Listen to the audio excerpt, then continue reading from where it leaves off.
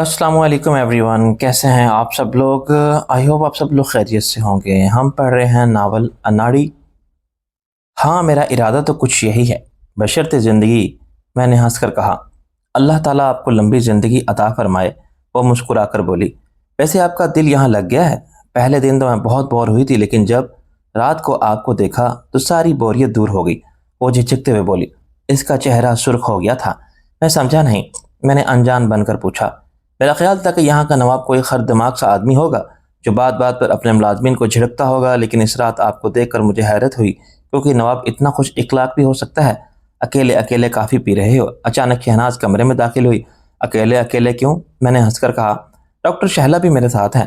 फिर मैंने मुलाजिम को बुलाकर कहा कि रेशम से एक कप काफ़ी मजीद भिजवा दो। तुम सोई नहीं? तुम्हारी नींद रात भी पूरी नहीं हुई थी। आज फिर तुम नाइट ड्यूटी करोगी? क्योंकि मुझे नहीं लगता कि टीना अभी नाइट ड्यूटी करने के काबिल होगी। अपनी सेहत का ख्याल रखो शहनाज, वरना वो राजा मुझे कच्चा चबा जाएगा। राजा हराम गोश्त खाने का आदी नहीं है, शहनाज ने संजीदगी से कहा। वैसे भी वो कोई चीज़ भी अब उबाले उबाले वगैरह नहीं खाता, इसलिए इसकी तरफ से बेफिक्र रहो। बात को मजाक में मत डालो। दिन रात ड्यूटी करके तुम्हारी आंखों के गिर्द हल्के पड़ गए हैं। शहनाज बाजी, आप आज मुकम्मल आराम करें। मैं और टीना ओपीडी से तो फारिग हो ही चुके हैं। मैं नाइट ड्यूटी भी कर लूँगी, मुझे भी तो काम करने का मौका दें।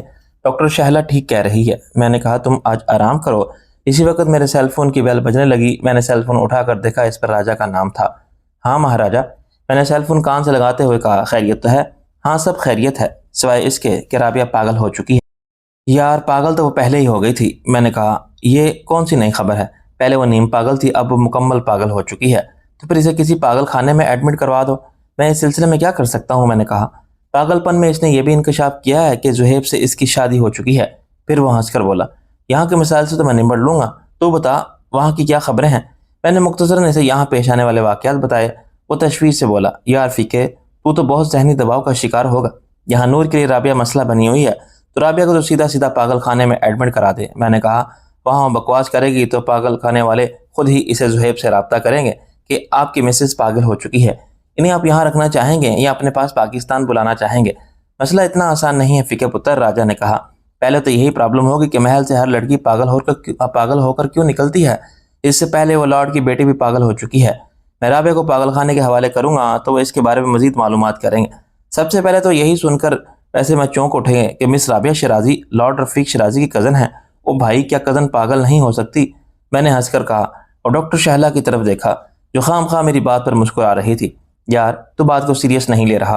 राजा ने कहा, राबिया हर वक्त तेरा नाम लेती है और ख्यालों में तुझसे बातें करती है।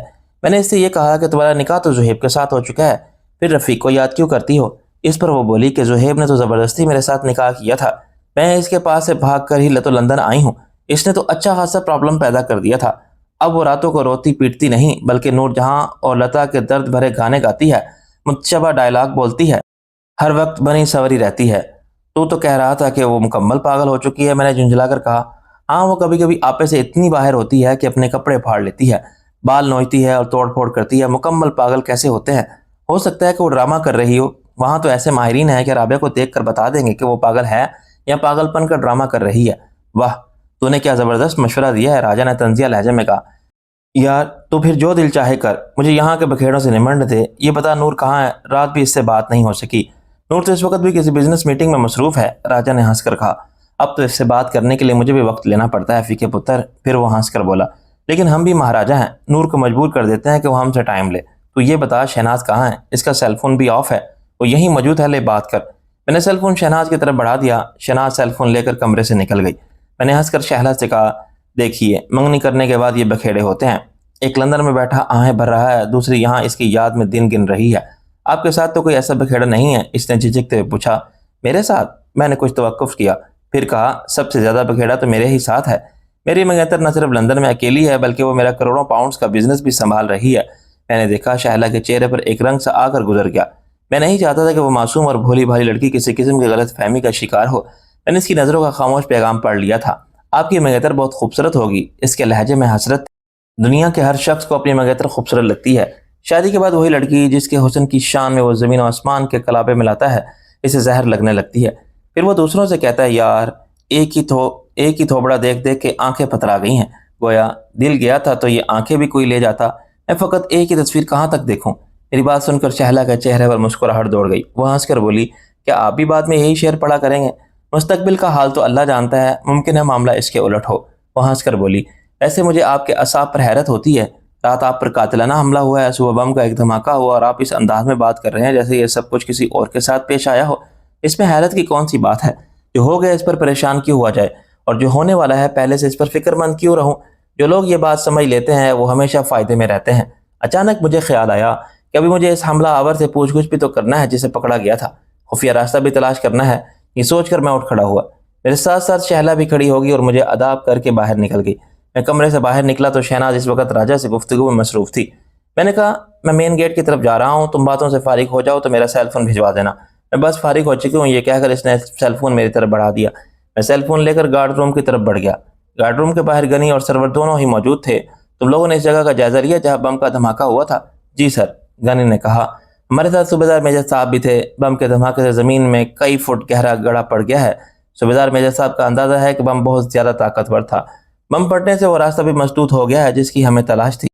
وہاں کئی مزدور لگا دو، وہ 2 گھنٹے کے اندر اندر سارا ملبہ ہٹا دیں گے۔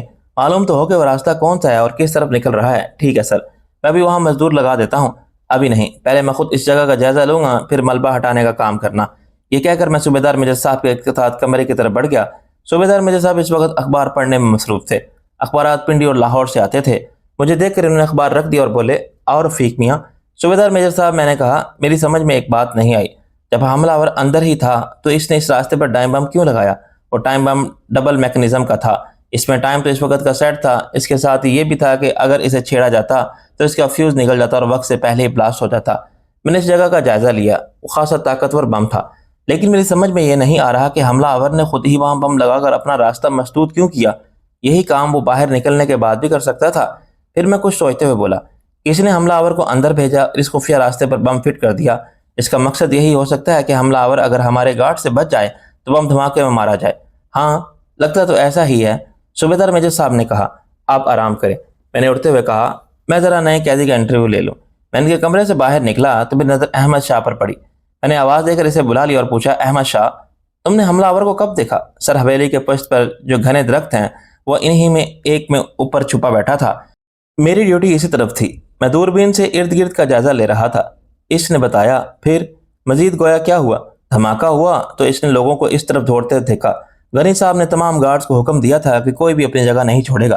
دھماکہ ہوتے ہی سارے گارڈز مزید الرٹ ہو گئے۔ حملہ آور نے حویلی میں بھاگ دوڑ دیکھی تو اس نے موقع سے فائدہ اٹھا کر فوراً درخت سے اتر کر فرار ہونے کی کوشش کی۔ میں نے اسے للکارا تو مجھ سے بپھڑ گیا۔ میں تہہ خانے میں داخل ہوا تو حملہ آور دیوار سے ٹیک لگائے بیٹھا تھا۔ مجھے دیکھ کر اس کے چہرے کے عضلات تن گئے۔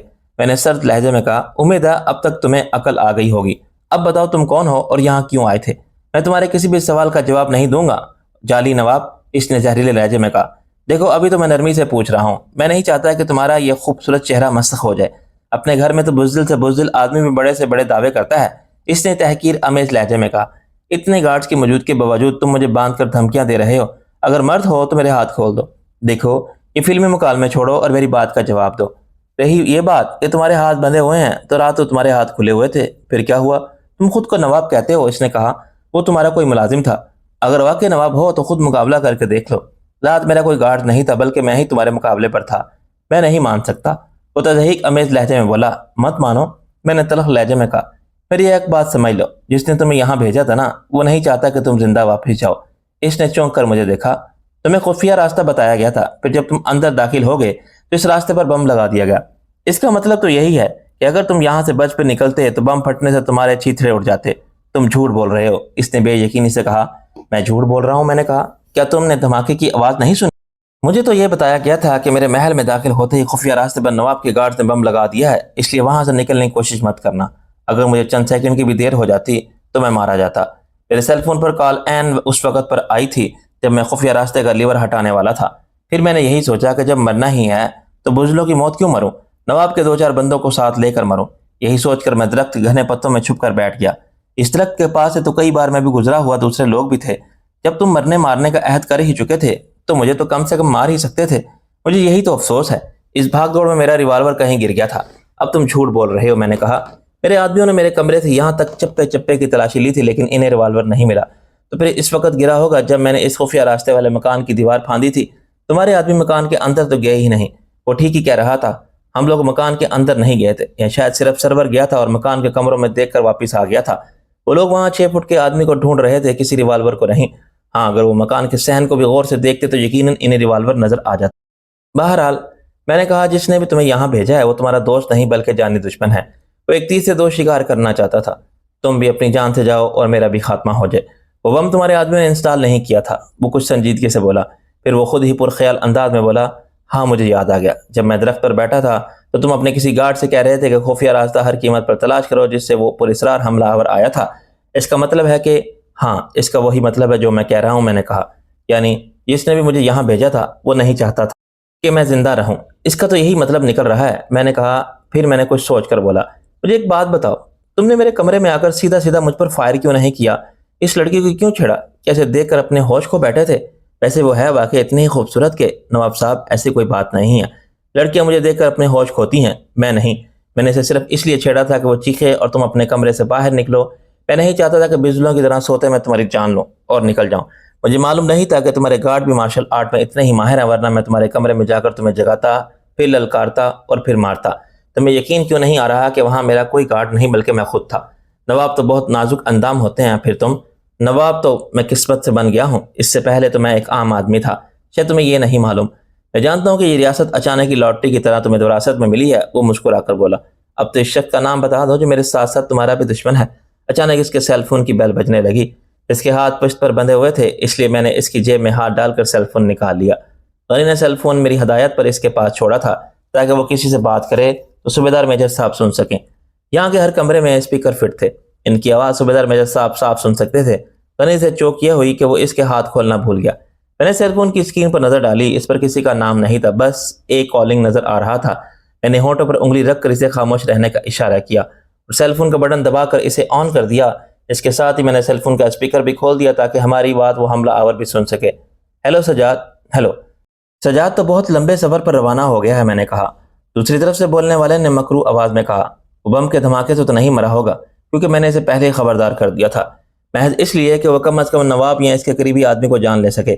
وہ ایسا ہی جذباتی ہے، خطرے میں گرتا ہے تو پھر مرنے مارنے پر تل جاتا ہے۔ یار تم اتنی دیر سے بک بک کر رہے ہو، اپنا نام تو بتا دو۔ تمہیں میرے نام سے کیا لینا؟ وہ ہنستے ہوئے بولا، تم بتاؤ تم کون بول رہے ہو؟ میں نواب رفیق بول رہا ہوں۔ مجھے افسوس ہے کہ تمہارا آدمی میرے ہاتھوں مارا گیا۔ ویری گڈ، دوسری طرف سے کہا گیا، کم سے کم تم سے نہیں تو اس سے تو میری جان چھوٹ ہی گئی۔ سجاد نے کچھ بولنے کی کوشش کی لیکن میں نے اسے خاموش رہنے کا اشارہ کیا اور کہا، یار مجھے نہیں معلوم کہ سجاد سے تمہاری کیا دشمنی تھی، میں پوچھوں گا بھی نہیں، لیکن یہ تو بتا دو کہ مجھ سے کیا دشمنی ہے۔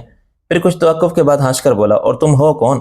اب تم اس وقت تک بیٹھے اس سوال پر غور کرتے رہو جب تک میری گولی تمہاری کھوپڑی میں نہ اتر جائے۔ میں ابھی اور اسی وقت مرنے کو تیار ہوں، مگر شرط ہے یہ کہ پہلے اپنا نام بتاؤ۔ سوچتے رہو۔ یہ کہہ کر اس نے سلسلہ منقطع کر دیا۔ یہ تو معلوم ہو گیا کہ تمہارا نام سجاد ہے، لیکن یہ معلوم نہیں ہوا کہ تمہیں یہاں بھیجا کس نے تھا۔ اب تو تم نے اپنے کانوں سے اس کی باتیں سن لی تھی، کیا تم اب بھی یہی سمجھتے ہو کہ میں نے جو کچھ کہا وہ جھوٹ تھا؟ نہیں، وہ بھرائی ہوئی آواز میں بولا، اتنا بڑا دھوکہ، میں اسے زندہ نہیں چھوڑوں گا۔ کسے زندہ نہیں چھوڑو گے؟ میں نے کہا، یار ویسے تم چہرے اور بات چیت سے تو پڑھے لکھے لگتے ہو۔ پڑھے لکھے؟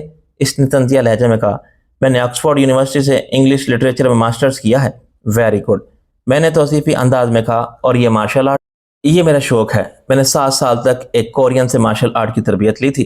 گڈ، میں نے پھر کہا، میرے اور تمہارے حالات قدرے ملتے جلتے ہیں۔ میں نے لندن میں اعلیٰ تعلیم حاصل کی ہے، اس کے ساتھ ساتھ کورین سے ہی مارشل آرٹ کی تربیت حاصل کرتا رہا۔ میرا ٹیچر تربیت کے دوران میں اتنی سختی سے پیش آتا تھا کہ آدھی جان تو نکل ہی جاتی تھی۔ لندن کی سردی میں اس نے صرف ایک ٹراؤزر اور بنیان میں مجھ سے میدان کے 10 چکر لگوائے تھے۔ مجھے دوڑ کر وہ میدان عبور کرنا تھا۔ میری نیند کا تو وہ دشمن تھا، ادھر میں سویا ادھر اس نے ٹھنڈے پانی کو بالٹی مجھ پر الٹی۔ 1 سال گزرنے کے باوجود میں اس کی ٹریننگ سے خوفزدہ ہو کر نہیں بھاگا۔ ارے، سجاد نے کہا، تمہارے اس کورین ٹرینر کا کیا نام تھا؟ سجاد نے پوچھا۔ ٹرینر نہیں، وہ میرا استاد تھا۔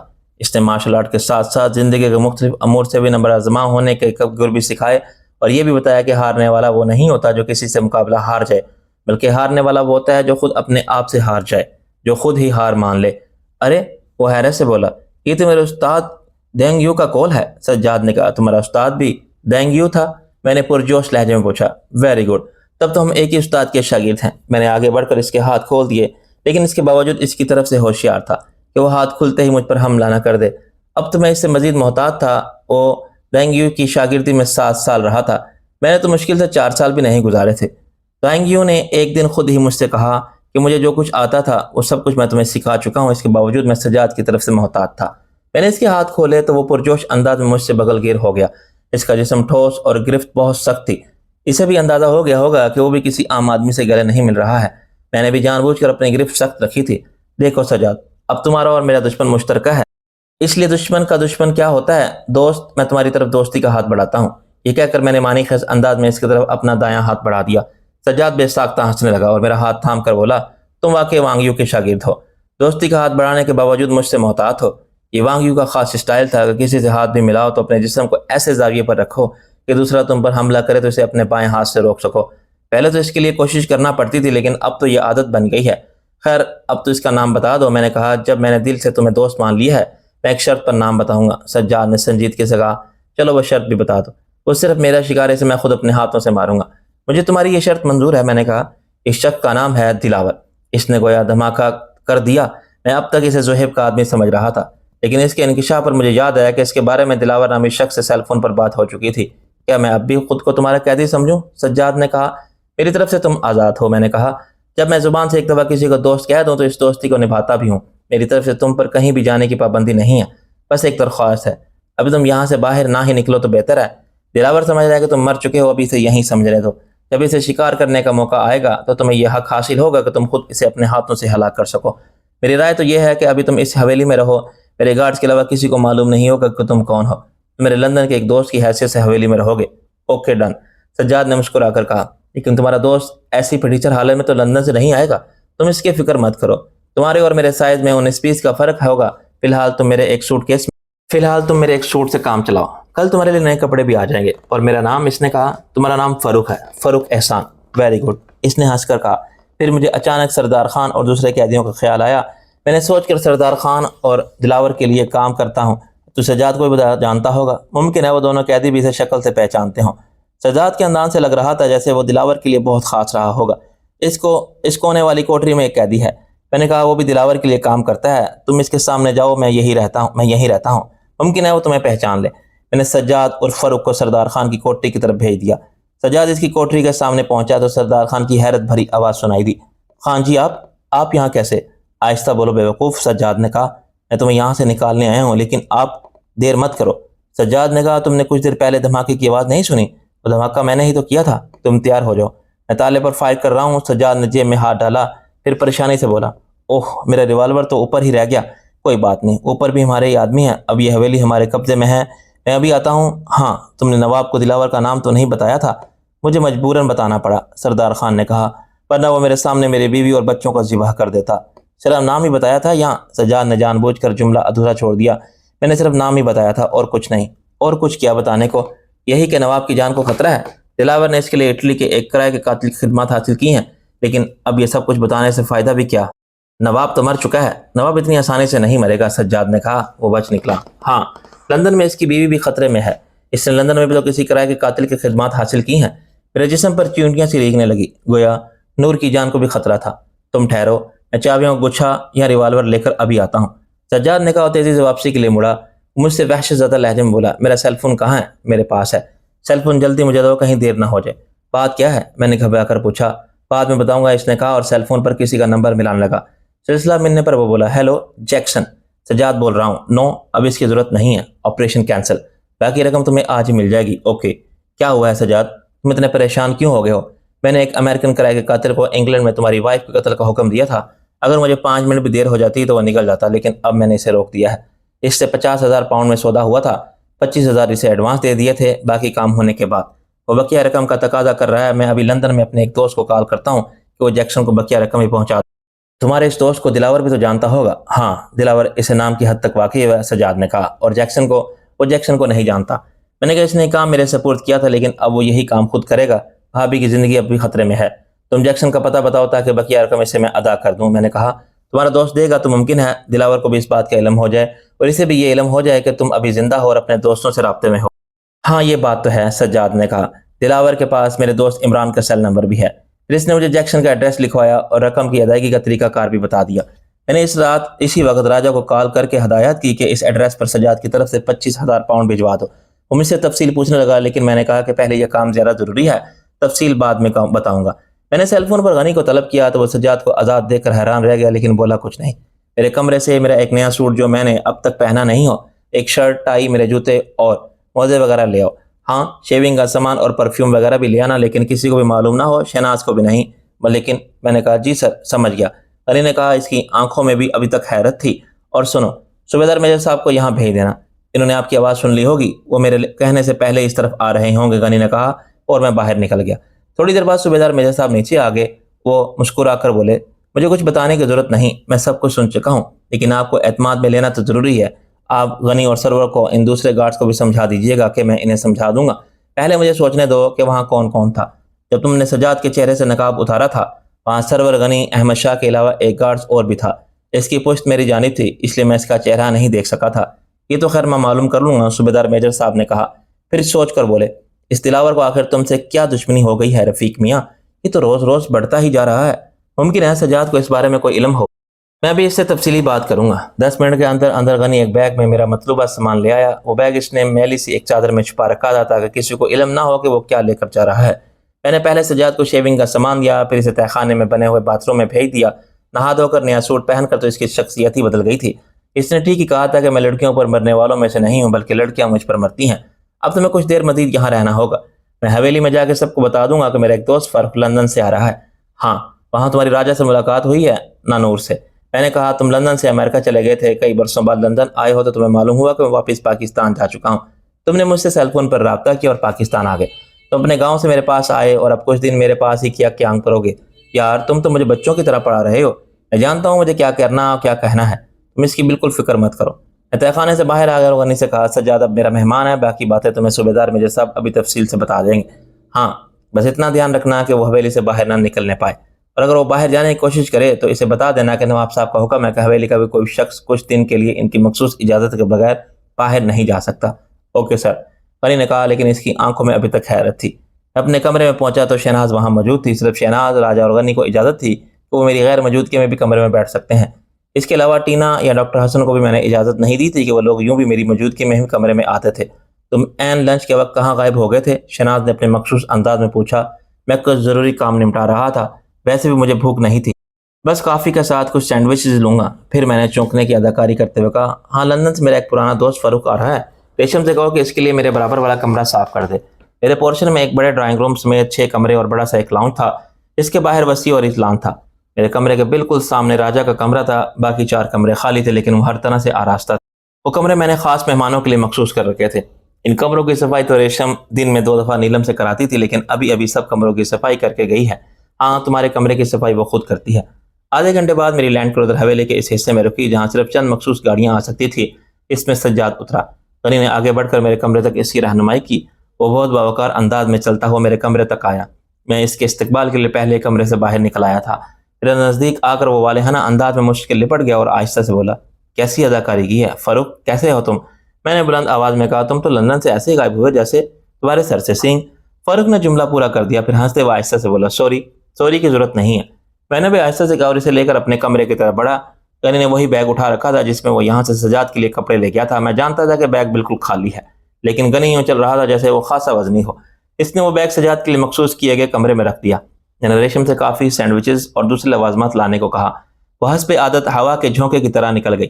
ڈاکٹر شہناز دستک دے کر کمرے میں داخل ہوئی تو سجاد احتراماً کھڑا ہو گیا۔ میں نے سجاد کا تعارف کراتے ہوئے کہا، میرے بہت پرانے دوست فاروق احسان، اور فاروق یہ ڈاکٹر شہناز ہے، سچ بدائی کے ہاسپٹل کی ایڈمنسٹریٹر، اور میری بہن۔ تیری بہن؟ سجاد نے بے تکلفی سے کہا، یار، جہاں تک مجھے یاد پڑتا ہے تیری کوئی بہن نہیں تھی، بھابھی بھی تو بہن ہی ہوتی ہے۔ میں نے کہا کہ ہمارے دوست راجہ کی ہونے والی، بس اتنا تعارف کافی ہے۔ شہناز نے مسکرا کر کہا، فاروق صاحب، آپ سیدھے لندن سے آ رہے ہیں؟ نہیں، میں پہلے اپنے گاؤں گیا تھا، وہاں میری بہن ہے، والدین تو اللہ کو پیارے ہو چکے ہیں، میں سال میں ایک دفعہ پاکستان ضرور آتا ہوں۔ یار، تو لندن میں تھا تو مجھ سے وہاں تیری ملاقات کیوں نہیں ہوئی؟ ڈاکٹر صاحبہ، میں گزشتہ 5 سال سے ہیوسٹن میں مقیم ہوں۔ سجاد نے کہا، کافی عرصے بعد لندن گیا تو مجھے اس سے ملنے کا خیال آیا، میرے پاس تو اس کا سیل نمبر بھی نہیں تھا۔ لاہور میں ہمارے ایک مشترکہ دوست عمران کے پاس اس کا سیل نمبر تھا۔ میں نے اسے سیل فون پر بات کی اور اسے بتایا کہ میں پاکستان آ رہا ہوں۔ اس نے مجھے ریاست سد بدائی کا ایڈریس بتا کر کہا، تو گاؤں آ کر مجھے فون کر دینا۔ میں اسے سرپرائز دینا چاہتا تھا، لیکن پھر میں نے سوچا کہ رفیق سد بدائی سے باہر نہ ہو، اس لیے آج چلنے سے پہلے اسے فون کر لیا۔ اس وقت یہ مجھے بہت پریشان لگ رہا تھا۔ پریشان تو خیر یہ اب بھی ہے، لیکن ظاہر نہیں کر رہا، یہ اس کی پرانی عادت ہے۔ یار تو ڈاکٹر شناز کو بتا رہا ہے یا ان سے پوچھ رہا ہے؟ میں نے ہنس کر کہا، میری عادتوں کے بارے میں ان سے پوچھ، انہیں بتانے کی کوشش مت کر۔ ریشم کافی اور دیگر لوازمات کی ٹرالی لے کر آ گئی۔ اس میں سینڈوچز کے علاوہ فش فرائی، پکوڑے، شامی کباب، گاجر کا حلوہ اور جانے کیا کچھ تھا۔ او بھائی، کیا تو مجھے رات کو کھانا نہیں کھانے دے گا؟ اتنا کچھ منگوا لیا؟ سجاد نے ہنس کر کہا، ابے یار مجھے اندازہ ہے کہ تو نے لنچ بھی نہیں کیا ہوگا، تو بے تکلف ہو کر کھا۔ رات کا کھانا میں رات کو 11 بجے سے پہلے نہیں کھاتا۔ سجاد رات کا بھوکا تھا، اس نے ہر چیز کے ساتھ پورا انصاف کیا۔ شناز کافی پی کر چلی گئی۔ اسے یوں بھی دیر ہو رہی تھی کہ سجاد نور اور راجہ سے ملا ہی نہیں تھا۔ اگر وہ راجہ سے ملا ہوتا تو شناز اس سے 2-4 باتیں مزید کر لیتی۔ کافی بلکہ کھانے سے فارغ ہو کر سجاد نے سگریٹ سلگا کر صوفے پر پھیل کر بیٹھ گیا۔ ہاں سجاد، اب مجھے اپنے بارے میں بتاؤ، تم کس کے ساتھ کب سے ہو اور کیا کام کر رہے ہو؟ رفیق، میں تمہارا مہمان ہوں، پہلے تم مجھے اپنے بارے میں بتاؤ۔ میرے بارے میں تمہیں بہت کچھ تو دلاور سے معلوم ہو گیا ہوگا، جو باتیں نہیں معلوم ہے وہ میں بتا دیتا ہوں، میں نے کہا اور اسے مختصراً اپنے بارے میں بتا دیا۔ سجاد نے دوسرا سگریٹ سلگایا اور پھر یوں خلا میں تکنے لگا جیسے وہ ماضی میں جھانک رہا ہو۔ کچھ توقف کے بعد وہ کھوئے ہوئے انداز میں بولنے لگا، میں 2 بہنوں کا اکلوتا بھائی ہوں۔ دونوں بہنیں مجھ سے بڑی تھیں، اس لیے اماں ابا سمیت میں سب کا لاڈلا تھا۔ گاؤں سامن پور گجرات سے تقریباً 35 کلومیٹر کے فاصلے پر ہے۔ میرے والد بہت بڑے تو نہیں لیکن اچھے خاصے زمیندار تھے۔ ہماری زمین 25 مربع تھی، گھر میں ریل پیل تھی۔ میں گھر بھر کر لاڈلا تو تھا ہی، پیسے کی روانی اور بے جا لاڈ پیار نے مجھے بگاڑ دیا۔ بابا نے مجھے گاؤں کے اسکول میں داخل کروا دیا۔ 1 سال تک تو میں نے ایک لفظ بھی نہیں پڑھا۔ اکثر میں اسکول جاتا ہی نہیں تھا، اپنے جیسے دوستوں کے ساتھ کھیتوں نکل جاتا تھا۔ ہم لوگ سارا وقت کھیتوں میں آوارہ گردی کرتے، لوگوں کے باغوں سے پھل چرا کر کھاتے، نہر میں نہاتے اور چھٹی کے وقت گھر آ جاتے۔ پھر ایک دن بابا کو میرے بارے میں پوچھنے اسکول گئے تو انہیں معلوم ہوا کہ سجاد تو گزشتہ 15 دن سے اسکول ہی نہیں آیا۔ 15 دن ہوئے وہ صرف 2 دن اسکول آیا تھا، یعنی میں پورے مہینے میں صرف 2 دن اسکول گیا تھا۔ اس دن بابا نے گھر آ کر پہلی دفعہ میری پٹائی کی۔ مجھے اندازہ نہیں تھا کہ بابا غصے کے اتنے تیز ہیں، میں نے تو ان کو غصہ دیکھا ہی نہیں تھا۔ پھر میں باقاعدگی سے نہ صرف اسکول جانے لگا بلکہ پڑھنے بھی لگا، لیکن اسکول کے بعد میری وہی مصروفیات۔ بابا چاہتے تھے کہ میں ان آوارہ لڑکوں کی دوستی چھوڑ دوں، اس لیے انہوں نے فیصلہ کر لیا کہ وہ مجھے پڑھنے کے لیے مری بھیج دیں گے۔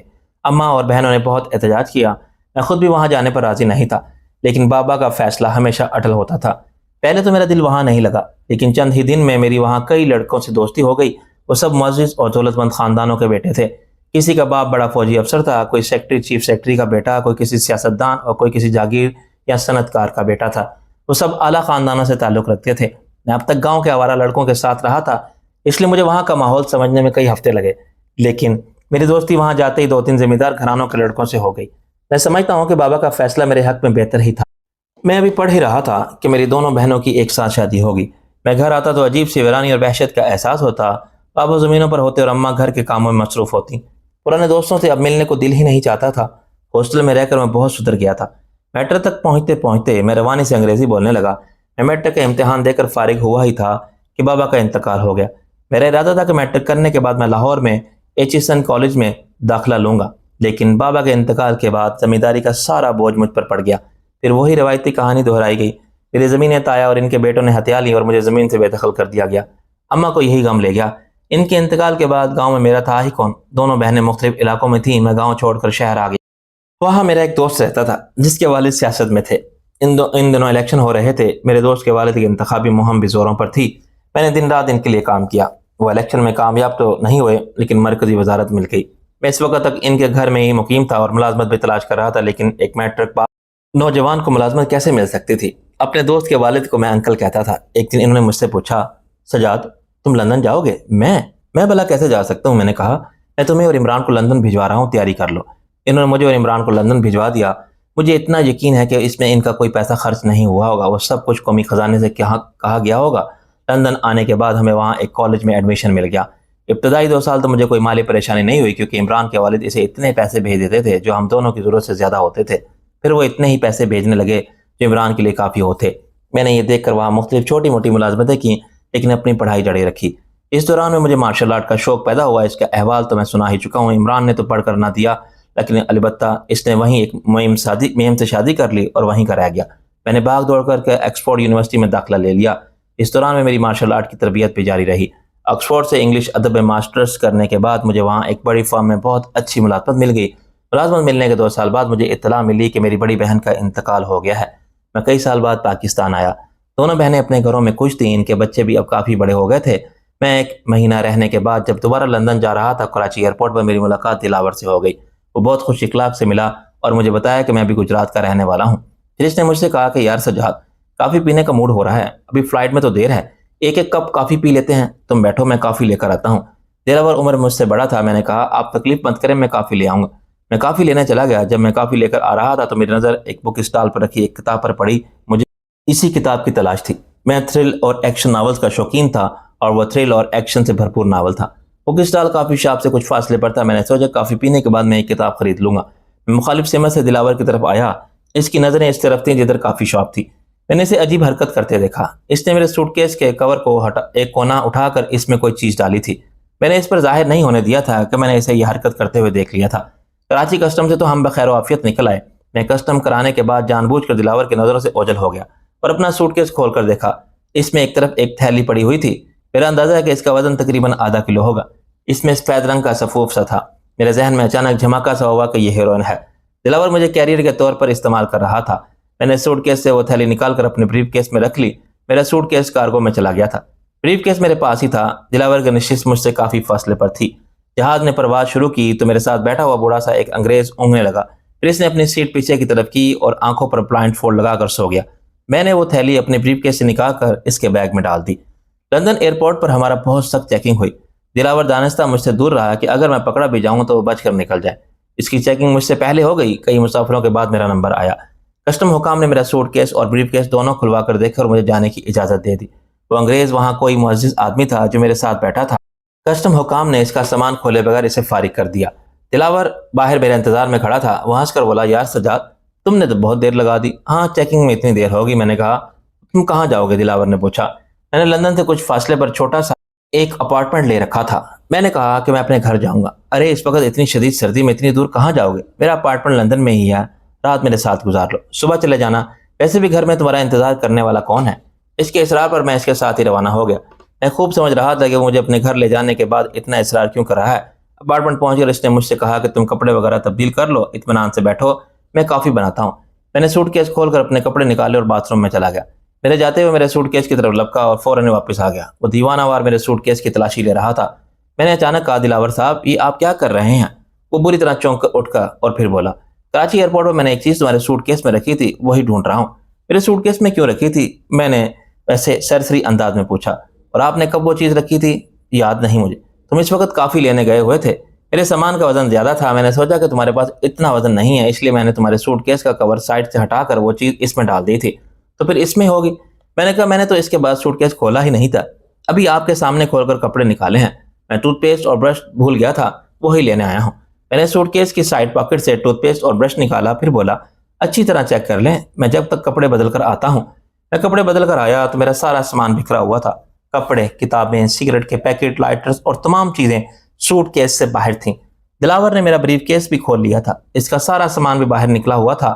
میں نے سب سے پہلے اپنا پاسپورٹ اٹھا کر جیب میں رکھا اور انجان بن کر اس سے پوچھا ارے آپ نے تو میرا سامان ہی سارا بکھیر کے رکھ دیا، آپ کو وہ چیز ملی کہ نہیں؟ زیادہ ہوشیار مت بنو، میں نے تھیلی تمہارے سوٹ کیس میں ڈالی تھی، میرا سوٹ کیس آپ کے سامنے ہے، اس کی ہر چیز باہر بکھری ہوئی ہے، میں نے آپ ہی کے سامنے سوٹ کیس کھول کر کپڑے نکالے تھے، اگر وہ تھیلی یا جو کچھ بھی تھا وہ سوٹ کیس میں ہی ہونا چاہیے، تم اتنے سیدھے ہو نہیں جتنے نظر آتے ہو، سیدھی طرح وہ تھیلی میرے حوالے کر دو۔ کون سی تھیلی؟ میں نے بھی درست لہجے میں کہا۔ جانتے ہو اس تھیلی کی مالیت کیا تھی؟ 40 لاکھ روپے۔ کیا تھا اس تھیلی میں نے حیران ہو کر پوچھا۔ مجھ سے اڑنے کی کوشش مت کرو، اس نے اچانک پستول نکال لی۔ پستول اس کے فلیٹ میں موجود ہوگا کیونکہ فلائٹ پر تو کسی قسم کا اسلحہ لے جانے کا سوال ہی پیدا نہیں ہوتا، تو تھیلی دیتے ہو یا میں تمہاری کھوپڑی میں سوراخ کر دوں؟ میں نہیں جانتا کہ تم کس تھیلی کی بات کر رہے ہو، میں نے کہا۔ صاف صاف بتاؤ، اس نے کہا۔ اس تھیلی میں ½ کلو خالص ہیروئن تھی۔ ہیروئن تھی یا ہیرو؟ میں نے جھنجھلا کر کہا۔ میں بھلا کیا جانوں کہ وہ تھیلی کہاں ہے، میں آخری مرتبہ پوچھ رہا ہوں، پھر میں فائر کر دوں گا، بتاؤ وہ تھیلی کہاں ہے؟ وہ میری لات کی رینج میں تھا، میں نے گھوم کر اچانک اس کی پستول والی کلائی پر زوردار لات ماری، پستول اس کے ہاتھ سے اچھل کر دور جا گرا۔ دوسری لات میں نے اس کے سینے پر ماری تو وہ پیچھے کی طرف الٹ گیا، میں اس کے سینے پر سوار ہو گیا اور اس کی گردن پہ پہنچ لی۔ پھر میں نے غرا کر کہا آئندہ مجھے پستول دکھانے کی کوشش مت کرنا ورنہ تمہاری یہ بیل جیسی گردن سوکھی لکڑی کی طرح توڑ دوں گا، اب میں یہاں نہیں ٹھہروں گا، میں نے اس کا پستول اٹھاتے ہوئے کہا۔ پھر میں نے اپنا سارا سامان سوٹ کیس اور بریف کیس میں بھرا اور وہاں سے باہر نکل آیا۔ دلاور بے بسی سے مجھے دیکھتا رہ گیا۔ اس نے یقیناً میری ٹیکسی کا پیچھا کیا ہوگا کیونکہ دوسرے دن جب میں اپنے فلیٹ میں داخل ہوا تو وہاں 2 بدماش پہلے سے موجود تھے۔ کون ہو تم لوگ؟ میں نے پوچھا۔ میں منّے، ان میں سے ایک نے طنزیہ لہجے میں بولا۔ ڈیوڈ کے سامنے اونچی آواز میں بولنے والا پھر کبھی نہیں بولنے کے قابل نہیں رہتا۔ وہ تھیلی ہمارے حوالے کر دو جو دلاور نے تمہارے سوٹ کیس میں ڈالی تھی، ورنہ قتل کرنا ہمارا پیشہ ہے۔ اچھا، میں نے یوں کہا جیسے ان سے خوف زدہ ہو گیا ہوں۔ اب تم لوگ آئے ہو تو میں انکار تو نہیں کر سکتا۔ میں یہ کہہ کر بظاہر الماری کی طرف بڑھا، لیکن اچانک میں نے ان میں سے ایک کے چہرے پر زوردار گھونسا رسید کر دیا۔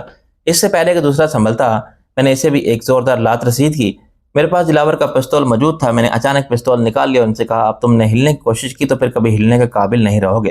وہ دونوں چھٹے ہوئے بدماش تھے۔ میں نے اطمینان سے ان کی تلاشی لی۔ ان میں سے ایک کی جیب سے ایک ریوالور برآمد ہوا، دوسرے کی جیب سے بڑا سا ایک شکاری چاقو۔ میں نے دونوں چیزیں اپنے قبضے میں کیں، پھر ان دونوں کو بری طرح دھن کر رکھ دیا۔ ان میں سے ایک کا ہاتھ توڑ دیا اور دوسرے کے سامنے کے 3 دانت توڑ دیے۔ وہ میرے سامنے ہاتھ جوڑنے لگے۔ میں نے کہا، آج تو میں تمہیں زندہ چھوڑ رہا ہوں، آئندہ اگر میرے فلیٹ کا رخ بھی کیا تو پولیس تمہاری لاشیں ہی اٹھائے گی یہاں سے۔ پھر میں نے دونوں کو ایک ایک لات رسید کی اور فلیٹ سے باہر پھینک دیا۔ وہ دونوں لندن کے سکہ بند بدماش تھے۔ ان کا حشر دیکھ کر دلاور کے ہوش ٹھکانے آ گئے۔ اس نے ایک دن مجھے صلح کی پیشکش کر دی، پھر مجھ سے روز ہی ملنے لگا۔ پھر میں بھی دانستہ طور پر اس کے جال میں الجھتا چلا گیا۔ اس نے ایک موقع پر میرے ہاتھوں ایک آدمی کا قتل کروا دیا اور خفیہ کیمرے سے اس کی ویڈیو فلم بنا لی۔ پھر اس نے مجھے بلیک میل کرنا شروع کر دیا۔ میں نے اس کے اشارے پر ایسے ایسے خطرناک کام کیے کہ وہ حیران رہ گیا۔ ایک دن اچانک مجھے اپنی زمینوں کا خیال آیا۔ میں نے دلاور سے اس کا تذکرہ کیا۔ دلاور اب بہت قوت پکڑ چکا ہے۔ وہ منشیات کے ساتھ ساتھ اسلحے کی اسمگلنگ بھی کر رہا تھا۔ دنیا بھر میں زیر زمین مافیاز اس کے تعلقات تھے۔ پاکستان میں بھی اس کا نیٹ ورک تھا۔ اس کے آدمیوں نے 1 مہینے کے اندر اندر میری زمین سے تایا اور ان کے پٹھوں کو نکال باہر کیا اور زمین دوبارہ میرے نام ہو گئی۔ میں نے وہ زمین دونوں بہنوں میں آدھی آدھی بانٹ دی۔ بس اس کے بعد سے میں دلاور کے ساتھ ہوں۔ اتنا کہہ کر وہ خاموش ہو گیا۔ چند لمحے سکوت طاری رہا، پھر میں نے اس سے پوچھا، یہ بتاؤ کہ دلاور تمہارا دشمن کیسے ہو گیا؟ دلاور میرے درمیان 40 اور 60% کی شراکت ہے۔ گزشتہ مہینے ہم نے اسلحے کی ایک بہت بڑی کھیپ پاکستان اسمگل کی تھی۔ اس میں میرا منافع کروڑوں میں بن رہا تھا۔ دلاور نے مجھے صرف 20% پر ٹرخار دیا۔ میں ابھی اڑ گیا کہ اپنا پورا حصہ وصول کروں گا۔ دلاور سے طلق کلامی ہوئی۔ اس نے ریوالور نکالنے کی کوشش کی تو میں نے اسے تھک کر رکھ دیا۔ ویسے وہ بہت جیدار اور بہترین فائٹر ہے، صرف مجھ سے خوف کھاتا ہے کیونکہ میں نے اس کے سامنے دنیا کے بڑے بڑے بدماشوں کو کتے کی طرح مارا ہے، ایسے بدماش جن کی دہشت سے لوگ کانپتے تھے۔ دلاور کے دل میں بھی میری دہشت بیٹھ گئی ہے۔ اب وہ خاصا طاقتور ہو گیا ہے اور مجھ سے چھٹکارا پانا چاہتا ہے، اس لیے اس نے مجھے یہاں بھیجا تھا۔ پھر اس نے وہ راستہ ہی مسدود کر دیا کہ اگر میں حویلی کے گارڈ سے بچ بھی گیا تو بم سے نہیں بچ سکوں گا۔ لیکن وہ جو کہتے ہیں نا کہ جسے اللہ رکھے اسے کون چکھے، میں نے ہنس کر کہا، میں اگر تمہیں زندہ پکڑنے کا حکم نہ دیتا تو میرے گارڈ تمہیں لمحوں میں چھلنی کر دیتے۔ پھر میں نے اسے پوچھا، اب یہ بتاؤ کہ دلاور میرا دشمن کیوں ہو گیا؟ مجھے اس بارے میں علم نہیں ہے، مجھے صرف ٹاسک دیتا تھا، میں بھی اس کی غرض و غایت نہیں پوچھتا تھا، سجاد نے کہا۔ اس نے مجھے صرف اتنا بتایا تھا کہ ایک پارٹی نے نواب رفیق کو ختم کرنے کا 10 کروڑ روپیہ دیا ہے۔ میں نے اس سے پوچھا کہ آخر نواب رفیق میں ایسی کون سی بات ہے جس کے لیے وہ پارٹی 10 کروڑ دے رہی ہے؟ اس نے کہا کہ ہمیں تو اپنے معاوضے سے غرض ہے، پارٹی نے 5 کروڑ ایڈوانس بھی دے دیے ہیں، اس میں سے 2 کروڑ اس نے مجھے بھی دے دیے کہ یہ تمہارا حصہ ہے اور کام تم ہی کو کرنا ہے، قتل ایسا ہو کہ حادثہ معلوم ہو، اس سے پہلے کہ اتنی دہشت زدہ کر دو کہ وہ اپنے سائے سے بھی بد گئے۔ تینا سے صد بدائی آتے ہوئے مجھ پر جو حملہ ہوا تھا وہ تم ہی نے کروایا تھا؟ ہاں، حملہ میں نہیں کرایا تھا۔ میں نے اپنے آدمیوں کو تاکید کر دی تھی کہ اس حملے میں نواب رفیق کو جانی نقصان نہیں پہنچنا چاہیے، اسے صرف دہشت زدہ کرنا ہے۔ بیوقوفوں نے تمہیں دہشت زدہ کرنے کے لیے میرے گارڈز کی ایک گاڑی بھی دھماکے سے اڑا دی، وہ تو گاڑی محض اتفاقاً پیچھے نہ رہ جاتی تو تمہارا بچنا بھی مشکل تھا، اور اس دن تمہارے گارڈز کی ہمت کو داد دینے کو جی چاہتا ہے۔ اس نے حملہ آوروں میں سے ایک کو بھی نہیں چھوڑا، اگر وہ سے بچ جاتے تو میں انہیں خود گولی مار دیتا۔ میرا اصول ہے جتنا کہا جائے اتنا ہی کرو، میں خود بھی اسی اصول پر عمل کرتا ہوں اور چاہتا ہوں کہ میرے ساتھ جو لوگ کام کریں اسی اصول پر عمل کریں۔ اس لیے مجھے تمہاری سیکیورٹی کا انتظامات دیکھ کر یہ اندازہ ہوا کہ وہ پارٹی تمہیں قتل کرنے کے اتنے پیسے کیوں دے رہی ہے۔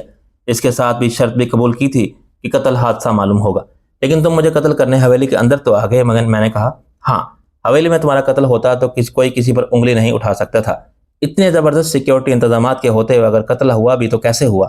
پولیس تو یہی رائے قائم کرے گی نا کہ نواب کو اس کے ہی کسی آدمی نے قتل کر دیا، باہر سے تو کسی کے اندر آنے کا سوال ہی پیدا نہیں ہوتا۔ پھر تم نے مجھے قتل کیوں نہیں کیا؟ اس کی وجہ میں پہلے بتا چکا ہوں، اپنی عادت سے پہلے بھی مجھے کئی دفعہ نقصان پہنچا ہے، لیکن اس دفعہ تو میری جان کے لالے پڑ گئے تھے۔ وہ تو اللہ کا شکر ہے کہ میں نے تم پر فائر نہیں کیا، ورنہ میں بھی بم دھماکے میں اڑ جاتا، پولیس کو میری لاش کے ٹکڑے ملتے تو کوئی بھی کچھ ثابت نہیں کر سکتا تھا۔ دلاور تو پولیس کے سامنے برملا یہ کہتا کہ وہ تو بہت سرکش ہو گیا ہے، بہت سے کام یہ میری مرضی کے خلاف اور مجھے بتائے بغیر ہی کر لیتا ہے۔ پولیس کے اعلیٰ حکمران بھی اسی کی مٹھی میں ہیں، بلکہ اب تو کئی بڑے سیاستدان، بیوروکریٹس اور صنعت کار بھی دلاور کی مٹھی میں ہیں، وہ ان کے ذریعے اپنے کام نکالتا ہے۔ جب دلاور اس کے حملے سے لا تعلقی کا اظہار کرتا تو کون پوچھتا کہ سجاد کون تھا اور کہاں گیا؟ تم ٹھیک کہہ رہے ہو، میں نے کہا پولیس یہی سمجھتی کہ تم کسی طرح حویلی میں داخل ہونے میں کامیاب ہو گئے، لیکن فرار ہوتے وقت نواب کے حفاظتی انتظامات کے شکار ہو گئے۔ خیر اب یہ بتاؤ، اب کچھ بھی ہو دلاور کو میں اپنے ہاتھوں سے ماروں گا، سجاد نے کہا۔ تم اپنی یہ حسرت ضرور پوری کرنا، لیکن پہلے اس سے یہ معلوم کر لینا کہ میرے قتل کے لیے اس رقم کس نے دی ہے۔ مجھے زہیب پر شبہ ہے، اس وقت اس کا سب سے بڑا انتخابی حریف میں ہی ہوں، لیکن مجھے اس موقع پر کچھ ہوا تو پولیس رانہ زہیب پر شبہ کرے گی۔ ایک وہی ہے جو میری موت سے فائدہ اٹھا سکتا ہے، وہ خود بھی یہ بات سمجھتا ہے، اس لیے کوئی ایسی حرکت نہیں کرے گا۔ آخر وہ موروثی سیاستداں ہے، کوئی کچا کھلاڑی نہیں ہے۔ پھر کون تمہارے قتل کا خواہاں ہو سکتا ہے؟ سجاد نے پوچھا۔ دوسرا شبہ مجھے اپنی چچا زاد رابعہ پر ہے، میری موت کے بعد یہ پوری ریاست اس کی ہوگی۔ پھر میں نے اسے بتایا کہ کس طرح زہیب کے آدمی نے مجھے ایئرپورٹ سے اغوا کیا، اس کارروائی میں رابعہ پہ ملوث تھی۔ اس نے زہیب کو ورگ لایا تھا یا زہیب ہی نے اسے لالچ دیا تھا کہ رفیق کی موت کے بعد سد بدائی کی ریاست تمہاری ہوگی؟ زہیب نے مجھے مجبور کر کے گفٹ ڈیڈ پر دستخط بھی کرا لیے تھے، لیکن رابعہ عین وقت پر کورٹ نہیں پہنچی، اس لیے وہ گفٹ ڈیڈ نامکمل رہ گئی، ورنہ آج یہ ریاست رابعہ کی ہوتی۔ رابعہ اب کہاں ہے؟ سجاد نے پوچھا۔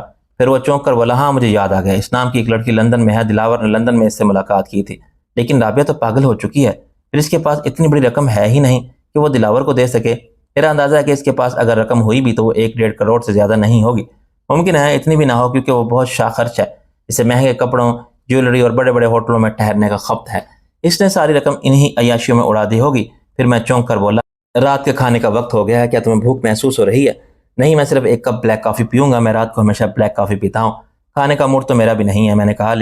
لیکن وہ جو میری سرپرست ہے نا ڈاکٹر شہناز، مجھے کھلائے بغیر دم نہیں لے گی، اس سے میری صحت کی بہت فکر رہتی ہے۔ یوں بھی رانا کی کیسی رہائی کے بعد میں بہت زیادہ کمزور ہو گیا تھا، یہ تو شہناز کا دم تھا کہ میں پھر پہلے کی طرح چاقو چوبند ہو گیا ہوں۔ اس وقت شہناز کمرے میں داخل ہوئی اور بولی، تم دونوں ابھی تک اسی حالت میں بیٹھے ہو جس میں چھوڑ کر گئی تھی؟ پھر وہ سجاد سے مخاطب ہوئی، آپ ہی سے سمجھائیں کہ اپنے کھانے پینے کا خیال رکھا کرے، ابھی یہ پوری طرح صحت مند نہیں ہوا ہے۔ وہ میری طرف مڑی، چلو کھانا لگ چکا ہے، اسی بہانے سب سے تمہارے دوست کا تفصیلی تعارف بھی ہو جائے گا، چلو یار۔ میں نے سجاد سے کہا، کھانے کی میز پر تو بیٹھنا ہی پڑے گا۔ کھانے کی میز پر حسب معمول سب ہی موجود تھے، میں نے فردن سب سے سجاد کا تعارف کرایا۔ میں نے دیکھا کہ شہلا کی نظروں میں سجاد کے لیے پسندیدگی ہے، لیکن وہ مجھے اب بھی انہی نظروں سے دیکھ رہی تھی جن سے مجھے خوف آتا تھا۔ وہ بہت معصوم لڑکی تھی، میں نہیں چاہتا تھا کہ اس کے نازک دل کو ذرا سی بھی ٹھیس پہنچے۔ میں اور سجاد دونوں ہی کھانے کے موڈ میں نہیں تھے، اس لیے کھانا تو صرف ٹونگ رہے تھے، باتیں زیادہ کر رہے تھے۔ حسب معمول واحد کھانے کی میز پر نہیں تھا، یہ بھی اچھا ہی تھا، سجاد اسے دیکھ کر چونک اٹھتا کہ میرا ہم شکل کہاں سے پیدا ہو گیا۔ کھانے کے بعد سجاد ایک مرتبہ پھر میرے کمرے میں آ گیا، ریشم ہمارے لیے کافی لے کے آئی تھی، اس مرتبہ ہمارے ساتھ شہناز بھی شریک تھی، وہ کافی پیتے ہوئے مسلسل کچھ سوچ رہی تھی۔ پھر وہ اچانک بولی، رفیق، فاروق تمہارا اتنا بے تکلف دوست ہے اور مجھے حیرت یہ ہے کہ راجہ اسے نہیں جانتا۔ اس میں حیرت کی کیا بات ہے؟ میں نے کہا، لندن میں میرے بہت سے دوست ایسے ہیں جنہیں راجہ نہیں جانتا۔ بھائی مجھے جانے یا نہ جانے، فاروق نے ہنس کر کہا، میں تو انہیں جانتا ہوں۔ پھر وہ انگڑائی لے کر بولا، میں اب کچھ تھکن محسوس کر رہا ہوں، نیند بھی آ رہی ہے۔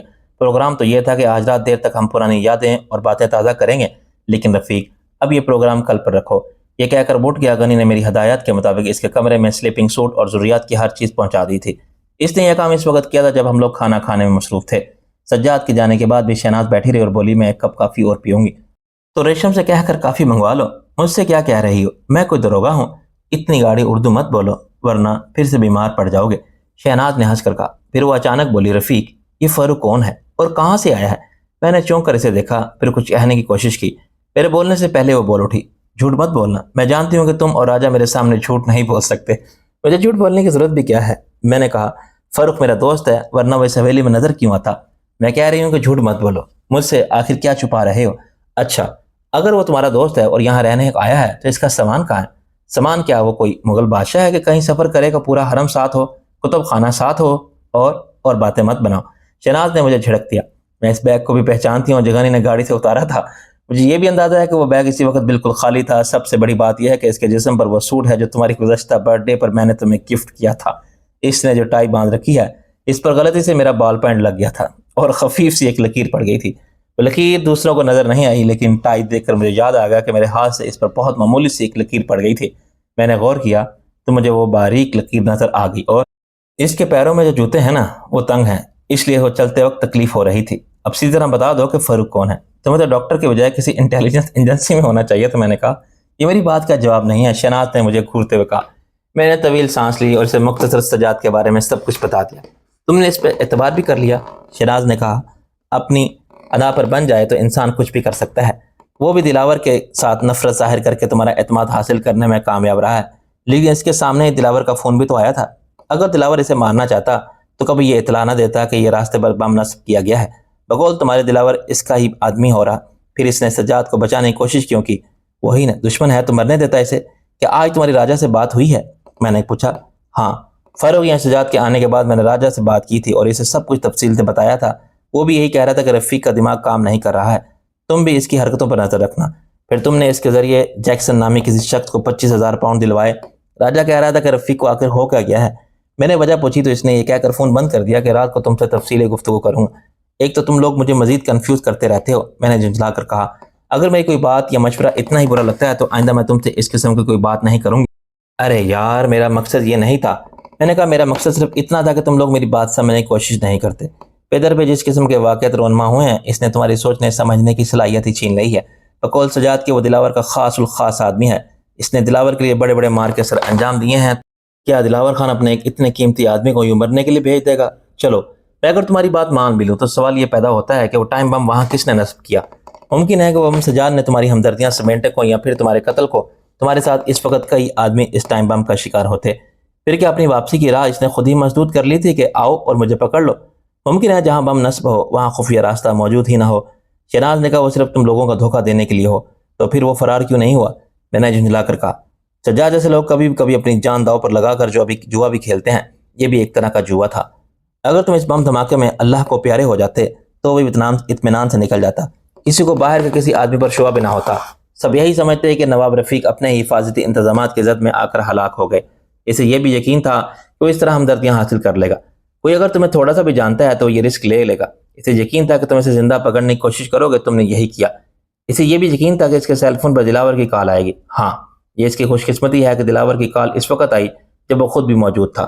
اسے یقین نہیں ہوگا کہ تم اس کا سیل فون اس کے پاس ہی چھوڑ دو گے، یا یہ پھر ممکن ہے کہ سردار خان نے اسے بتا دیا ہو کہ نواب رفیق کا قید خانہ بگد ہے، وہاں ہونے والی بات چیت سنی جاتی ہے۔ ٹیلی فون نہ ہوتا تو کسی اور طرح تمہارا اعتماد حاصل کرنے کی کوشش کرتا، تم سے کہتا کہ دلاور کو فون کرو، اس سے میری بات کرا دو۔ تم اس کے سیل فون سے دلاور کو کال کرتے اور پھر وہی ڈرامہ کھیلا جاتا جو کھیلا گیا ہے۔ میرا ذہن تو واقعی معاف ہو کر رہ گیا۔ میں نے کہا صوبے دار میجر صاحب نے اس کی ساری گفتگو سنی تھی، وہ اتنے تجربے کار آدمی ہیں، انہوں نے تو ایسا کوئی شبہ ظاہر نہیں کیا۔ جب میں نے تمہارا سوٹ اور ٹائی پہچان لی تو میں نے راجہ سے بات کی، پھر میں نے صوبے دار میجر صاحب کے پاس گئی تو وہ بھی یہی کہہ رہے تھے کہ رفیق میاں کو سمجھاؤ وہ ایسے اندھا دھند کسی پر اعتماد نہ کرے۔ سجاد نے لندن کا حوالہ دیا، مارشل آرٹ کی ٹریننگ کا حوالہ دیا اور اس کورین استاد کا حوالہ دیا، تو تم نے اس پر آنکھیں بند کر کے یقین کر لیا۔ یہ معلوم کرنا کیا مشکل ہے کہ تم لندن میں تھے تو تم نے مارشل آرٹ کی تربیت کہاں اور کس سے حاصل کی؟ پھر وہ کچھ سوچ کر بولی، اب تم ایک کام کرو، باتوں باتوں میں اس کے باپ کا نام پوچھو جو اس نے تمہیں نہیں بتایا، اس کے چچا تایا کا نام بھی پوچھ لو، اس کے بہنوئی ہیں ان کا نام بھی پوچھ لو، اور کل کسی کو ساون پور بھیج دو۔ اگر اس کا باپ اتنا ہی بڑا زمیندار تھا تو اسے گاؤں کے بوڑھے لوگ ابھی بھی جانتے ہوں گے۔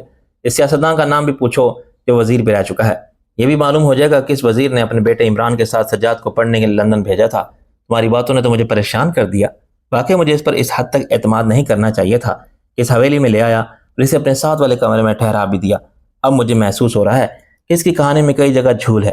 کوئی بھی وزیر اتنا نیک نہیں ہوتا کہ اپنے بیٹے کے ساتھ اس کے دوست کو بھی بیرون ملک بھیج دے اور اس کی تعلیم کے اخراجات بھی برداشت کرے۔ پھر سب سے اہم بات یہ ہے کہ اس جیسے شخص نے آکسفورڈ یونیورسٹی سے ماسٹرز کیسے کر لیا، اور کر ہی لیا تھا تو دلاور کے چکر میں کیسے پھنس گیا؟ یہ بات تو راجہ کل ہی معلوم کر لے گا کہ سجاد نام کے کسی شخص نے آکسفورڈ سے انگریزی ادب میں ایم اے کیا ہے یا نہیں۔ ایک بات اور، شہناز نے کہا ایسے سوٹ کیس نہیں ملتے جن کے اوپر کار کو کسی بھی سائڈ سے اٹھایا جا سکے۔ ممکن ہے ایسا کوئی سوٹ کیس ہو، لیکن دلاور کو ہیروئن اس کے سوٹ کیس میں رکھنے کی کیا ضرورت تھی؟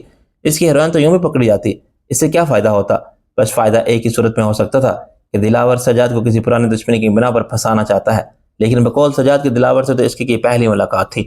اس کی باتوں سے تمہیں لگ رہا ہے کہ اس نے انگریزی ادب میں ایم اے کیا ہوگا۔ یہ کہہ کر شہناز اٹھ کھڑی ہوئی۔ میری نیند بھی پوری نہیں ہوئی تھی اور میں نے آج آف بھی کر لیا ہے، میں اب آرام کروں گی، یہ کہہ کر شہناز چلے گی۔ میں نے اسی وقت سیل فون نکالا اور غنی کو بلا لیا، وہ فوراً ہی چراغ جن کی طرح حاضر ہو گیا۔ غنی، میں نے اسے مخاطب کیا، مہمان کی کڑی نگرانی کی ضرورت ہے۔ جی سر۔ غنی کی آنکھوں میں حیرت تھی، لمحہ لمحہ بدلتی ہوئی صورتحال سے وہ بھی پریشان ہو گیا تھا۔ اس میں اتنی حیرانی کی کیا بات ہے؟ میں نے کہا، اس طرف گارڈ کی تعداد بڑھا دو، وہ اگر حویلی سے باہر جانے کی کوشش کرے تو اسے کسی بھی قیمت پر باہر نہ جانے دیا جائے۔ ہاں، اگر وہ حویلی کے اندرونی حصے کی طرف جائے تو بہت احتیاط سے اس کا پیچھا کرنا، وہ بہت چالاک آدمی ہے، ذرا سی بھی بے احتیاطی سے وہ چوک نہ ہو جائے گا۔ میرا خیال ہے کہ اس کام پر احمد شاہ کو لگا دو، وہ آرمی کا تربیت یافتہ کمانڈو ہے اور بہت احتیاط سے اس کا پیچھا کر سکتا ہے۔ میرے پورشن میں کم سے کم 4 گارڈز ہونا چاہیے، احمد شاہ پانچواں ہوگا جو اس کا پیچھا کرے گا۔ ضروری نہیں ہے کہ وہ کمرے سے باہر نہیں نکلے، اگر وہ باہر نکلے تو میری ہدایت پر عمل کیا جائے۔ جی سر، غنی نے مستعدی سے جواب دیا۔ ذرا ایک مرتبہ دہراؤ کہ میں نے کیا کہا ہے، میں نے پوچھا۔ غنی نے میری پوری ہدایت دہرائیں۔ ٹھیک ہے، اب تم جاؤ اور 4 بہترین گارڈز کو یہاں ڈیوٹی پر لگا دو۔ ہاں، سجاد کو معلوم نہیں ہونا چاہیے کہ اس کی نگرانی کی جا رہی ہے۔ ٹھیک ہے سر۔ وہ جانے لگا تو مجھے ایک بات اور یاد آئی۔ دھماکے کے بعد وہاں سے ملبہ صاف کر دیا گیا ہے؟ جی سر، میں نے خود اس کام کی نگرانی کی تھی۔ پھر وہ چونک کر بولا، سر وہاں 4 دیواری کے پاس ایک ریوالور بھی ملا ہے، بہت قیمتی اور نیا ریوالور ہے۔ میں نے اسے صوبیدار مرزا صاحب کے حوالے کر دیا تھا۔ ٹھیک ہے، میں نے کہا۔ پھر میں دیر تک جاگتا رہا کہ شاید نوریا راجہ کی کال آ جائے، لیکن فون خاموش ہی رہا۔ مجھ پر جھنجھلاہٹ طاری ہو رہی تھی کہ ہر مرتبہ ہی میں ہی رابطہ کیوں کروں۔ میں جتنا سوچتا گیا مجھے غصہ آتا گیا۔ میں نے دل ہی دل میں طے کر لیا تھا کہ اس وقت تک ان دونوں سے بات نہیں کروں گا جب تک وہ خود رابطہ نہ کریں۔ میں تھوڑی دیر بیٹھ کے پشت سے ٹیک لگانے نیم دراز رہا۔ پھر میں نے ٹیبل لیمپ آف کرنا ہی چاہا تھا کہ دروازے پر دستک ہوئی۔ کون ہے؟ میں نے کہا۔ اندر آ جاؤ، دروازہ کھلا ہے۔ آنے والی ٹینا تھی۔ اس نے آہستہ سے کہا، نواب صاحب، اب میں بالکل ٹھیک ہوں، لیکن ڈاکٹر شیلا مجھے ڈیوٹی نہیں کرنے دے رہی۔ ڈاکٹر شیلا سے نہیں، اس سلسلے میں ڈاکٹر شہناز سے بات کرنا۔ میں نے کہا۔ وہی چاہتی ہے کہ تم زیادہ سے زیادہ آرام کرو، لیکن سر مجھے نیند نہیں آ رہی۔ رات کی ڈیوٹی کرتے کرتے مجھے جاگنے کی عادت ہو گئی ہے۔ میں نے اس وقت ڈاکٹر شہناز کو بیدار کرنا تو مناسب نہیں سمجھا، اس لیے میں نے اس سے کہا کہ تم ایسا کرو ٹینا، ڈاکٹر کو بلاؤ اور میرے پاس بھیج دو۔ تھوڑی دیر بعد شہلا اپنی پرکشش مسکراہٹ اور سحر انگیز آنکھوں سمیت یہاں موجود تھی۔ شہلا ابھی ٹینا میرے پاس آئی تھی۔ اسے نیند نہیں آ رہی، وہ ڈیوٹی کرنا چاہتی ہے۔ میں نے سوچا کہ ڈاکٹر شہناز کو بیدار کرنے سے بہتر ہے کہ اس سے نائٹ ڈیوٹی کرا لو۔ ہاں، تم انکار کرو گی تو اس کے دل میں تمہاری طرف سے خواہ برائی پیدا ہو جائے گی۔ ٹھیک ہے سر، شہلا نے کہا۔ اس کے جانے کے بعد میں نے ایک مرتبہ پھر لیٹنے کا ارادہ کیا، لیکن اس وقت میرے سیل فون کی بیل بج اٹھی۔ میں نے اسکرین پر نظر ڈالی، وہاں راجہ کا نام تھا۔ دوسری بیل پر میں نے سیل فون اٹھا کر کان سے لگا لیا۔ ہاں راجہ، میں نے اپنی عادت کے مطابق کہا۔ میں تو سمجھ رہا تھا کہ تو اللہ کو پیارا ہو گیا ہوگا۔ تو کہاں سے بول رہا ہے؟ میں عالم بالا سے بول رہا ہوں۔ اس نے کہا، اچھا، جنت کا ماحول کیسا ہے؟ وہاں زیادہ سردی تو نہیں ہوگی؟ اے فکے، تیرا کیا خیال ہے کہ مرنے کے بعد ہم جنت میں جائیں گے؟ اچھا، تو جنت میں نہیں گیا؟ میں نے ہنس کر کہا، تیرے گناہوں کی فہرست بھی تو بہت لمبی ہے۔ تو ٹھہرا صحافی، اور صحافی تو جنت میں۔ یار وقت ضائع مت کر، میری بات سن۔ تو سنا، میں نے بھی اسی کے لہجے میں کہا۔ یار وہ رابعہ فرار ہو گئی۔ اس نے گویا میرے سر پر پتھر مار دیا ہو۔ کیا کہا؟ میں گھبرا کر کھڑا ہو گیا۔ یہ تو کیا کہہ رہا ہے؟ یار میں کیا فارسی بول رہا ہوں، راجہ نے کہا۔ لیکن وہ کیسے فرار ہوگی؟ وہاں ہمارے سیکیورٹی سسٹم تو فل پروف ہے۔ اور پہلے میری پوری بات تو سن لے، راجہ نے کہا۔ آج اس پر پاگل پن کا شدید دورہ پڑا تھا۔ اس نے اپنے کمرے میں توڑ پھوڑ کی، اپنے کپڑے تک پھاڑ لیے۔ نور اس وقت آفس میں موجود تھی۔ میں ابھی بس نکلنے ہی والا تھا کہ محل کے ایک ملازمہ گھبرائی ہوئی میرے پاس آئی اور بولی، سر مس رابعہ کو پاگل پن کا شدید دورہ پڑا ہے۔ میں گھبرا گیا۔ شور شرابے کی وجہ سے نور نے اسے محل کے ایک اندرونی کمرے میں بند کر دیا تھا۔ میں دوڑتا ہوا وہاں پہنچا تو اس وقت تک رابعہ بے ہوش ہو چکی تھی اور نیم برہنگی کے عالم میں فرش پر پڑی تھی۔ میں نے ملازمہ سے کہا کہ اس کے کپڑے بدلو۔ پھر میں نے نور کو فون کیا۔ نور نے کہا کہ اب میں اسے زیادہ برداشت نہیں کر سکتی، اسے فوراً دماغی امراض کے ہاسپٹل لے جاؤ۔ میں نے ڈرائیور سے گاڑی نکالنے کو کہا اور رابعہ کو عقبی نشست پر لٹا دیا۔ لندن کا ٹریفک تو جانتا ہی ہے، ایک سگنل پر ہمیں رکنا پڑا۔ ہمارے آگے پیچھے گاڑیوں کی لمبی قطار تھی۔ اچانک مجھے اپنی عقبی نشست کا دروازہ کھلنے اور بند ہونے کی آواز سنائی دی۔ میں نے چونک کر پیچھے دیکھا تو رابعہ گاڑیوں کے بیچ سے نکل کر دوڑی جا رہی تھی۔ ارے، میرے منہ سے بے ساختہ نکلا، کیا تم لوگوں نے دروازے سے لاک نہیں کیے تھے؟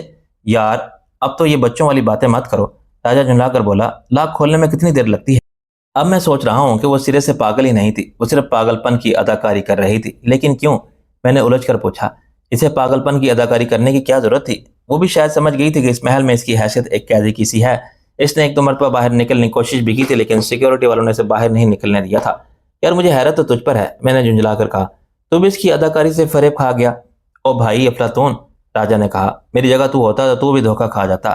پھر وہ ہنس کر بولا، لیکن تو اتنا پریشان کیوں ہے فکے پتر؟ رابعہ تو مر چکی ہے، ہم نے اسے سد بدائی میں دفن بھی کر دیا تھا۔